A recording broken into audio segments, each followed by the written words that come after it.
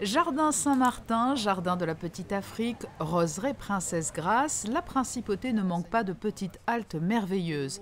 La 19e journée européenne du patrimoine va les mettre à l'honneur en invitant le grand public à découvrir des sites qui présentent tous des points dignes d'intérêt au-delà de la seule beauté des lieux. On va découvrir durant cette journée tout d'abord la roseraie qui est une nouvelle création. Enfin, c'est une roseraie qui datait de 84 et qui a été totalement réaménagée donc, cette année. Ensuite, on ira sur les jardins Saint-Martin.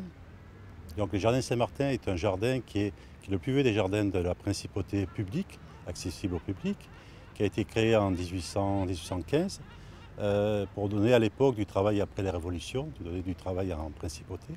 C'est un jardin qui permet de découvrir ce vieux jardin, mais qui a été modifié durant ces différentes années. C'est un jardin qu'on a mis en place il y a à peu près une année, un hôtel insectes pollinisateurs. Donc c'est un hôtel qui permet d'accueillir différents insectes naturels, style abeilles, mais ce n'est pas les abeilles domestiques, les abeilles donc, sauvages dans ce milieu-là.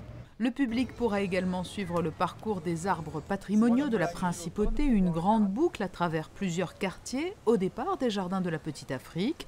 Et parce que la principauté n'est pas refermée sur elle-même, des visites hors les frontières sont également prévues à la Tête de Chien et à Saint-Laurent-d'Èze. Dans nos jardins, dans les jardins donc, de la SBM, du palais, de la mairie, sont produits directement la pépinière de Saint-Laurent-d'Èze. Jusqu'à présent, c'était une pépinière qui n'était pas visitable par le public. C'est l'occasion de la découvrir on part vraiment du semis, donc de la graine, jusqu'à la plante finie. On produit à peu près 200 000 plantes. Le deuxième site qu'on a proposé aussi, c'est les conventions que l'on a avec l'Office national des forêts.